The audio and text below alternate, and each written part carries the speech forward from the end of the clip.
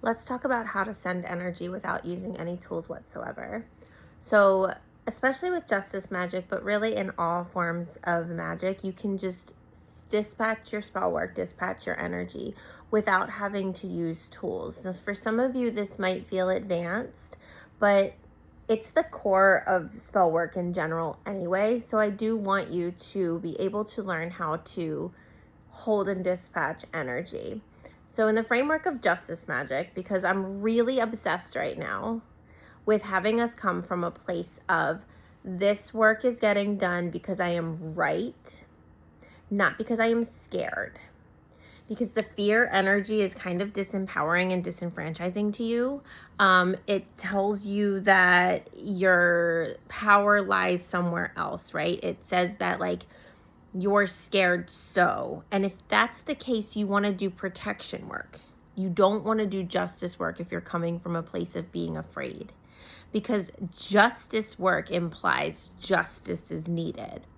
Justice work says, like, something wrong has happened. I know it's wrong, so I'm going to distribute the retribution that is necessary. If you're coming from fear, that's a sign you need to do protection work. And then when you've done the protection work, you can do the justice work once you feel protected. Okay.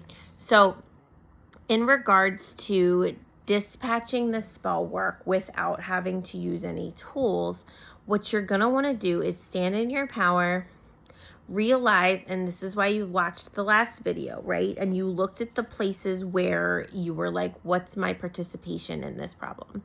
Because once you do that, once you sort through it, and once you know, like, oh, okay, I enabled these things, I participated in those things, but this thing, whatever it is still wrong, that's what you're going to send the justice about.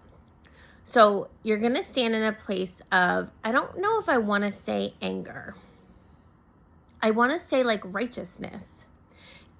Being right requires shadow work. I have a podcast episode about this that's like called something like The Joy of Being Wrong or something. Being right requires shadow work. The feeling of being right doesn't originate from your emotions. It originates from your own personal moral compass. And so if you're going to go ahead and cast out some justice work, right, you have to be willing to know that you agree with yourself, that it's defendable in your own personal court of law, right? I'm not talking about external morality, because if you have listened to my podcast, you know that that's kind of a fake thing. In your own personal system of law, can you defend why you're right? Does it align with you morally? Right? So if you stand there and you're like, I know I'm right, I've shadow worked, I've done the things, I've held myself accountable, now it's time to hold this other person accountable. The energy source from which you're going to call forth your justice is that righteousness, that moral code, that violation of something that for you is like so clearly like, this is fucked up. Okay? So you hold that, your energy source really has to be, I'm correct. This is unacceptable. Okay? So maybe instead of the words right and wrong, because there's such a binary to that, and it's so debatable, and people have been raised in like weird Christian narratives that make them feel shame or whatever. Maybe we pivot and use the language unacceptable. This is unacceptable to me, for the world I want to live in. And I'm going to blast away unacceptable things.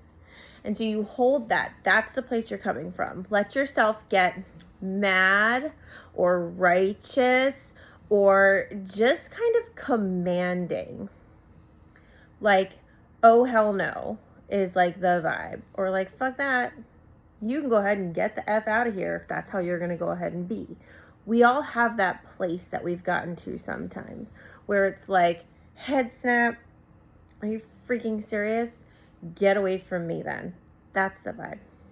Because you have the right to command what happens to you, what you allow into your space, And we can expand and extrapolate that to the larger collective.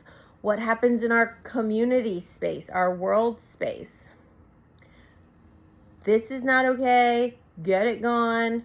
Fuck out of here. Those are the vibes. You're going to stand there. You're not going to bring fear or freaking out. You have to have the ability to be calmly enraged by something. It's got to connect. Mind, body, spirit. Your body feels mad. Your mind is pissed off. Your spiritual energy is like absolutely not. All levels and layers, which does again take some form of shadow work, workshopping, whatever it is. Okay. Hold that in your body. And then what you want to do is, if you can visualize, you're going to visualize the person, place, situation that is going to get slammed by the justice. It's separate than you. It's out there somewhere. It's standing there. Maybe it's represented symbolically. Maybe it's just a visual of a bunch of little faceless people. Maybe it's a bunch of faceless people in uniforms, whatever it might be. Maybe it's one specific person who's really effed you up and you can visualize their house or their car, or just catch their essence, their vibe. Feel it, but it feels external to you. Then you're going to take that energy, that hell no, you're going to get yours, and you're going to sort of toss it, send it, put it over there. This belongs to them. That's theirs. The universe just wants to be organized, quite frankly. So if you can reassign back someone's energy to them, the universe works with you. That's the justice. That's the alignment. The universe isn't reading your report and being like, questionable. Like, let me go write a Reddit post and get everybody's input on who's the asshole here. It's not that. It's like, does this energy belong to those people because they originated it? Oh, okay. Send it back to them. It gets messy when we're mixing up our own energy and trying to give it to somebody else. Now, if they can accept it, then it will go there, but it becomes a mess internally, externally, the whole thing. But when you've clearly been like, you guys are the fucked up ones, you get this, it just sends it to them. It does it. So you want to take that, visualize them, put it upon them, and fucking push it. Like, that's where you let the rage surge. That's where the righteous anger has movement, where you're like, shove. And you shove it all over them. And in doing so, this part's important, you release it from you. You let it get shoved. It all goes to them. It's gone from you. And then this is where trust and belief and all of our evidence we've collected that witchcraft is real is important, because you're going to trust that it's going to go ahead and distribute that. And you're not going to think about it. And you're not going to go like getting up in there and trying to figure it out. You're just going to let it be done. If you need to do it multiple times, do it multiple times. When you're doing it multiple times, don't do it because you're going back into the one you already did and you're not trusting that and you're revisiting it. Just do it again.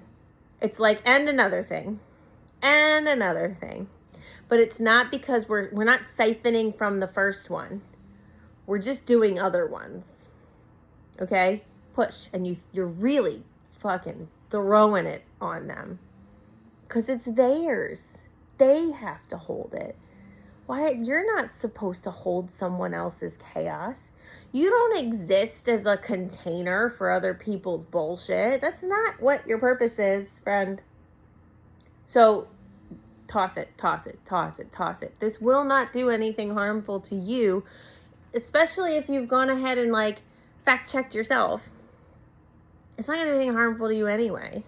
Like there's so much like misconceptions, and maybe I'll talk about that in a different one. I'm trying to keep these kind of bite-sizey.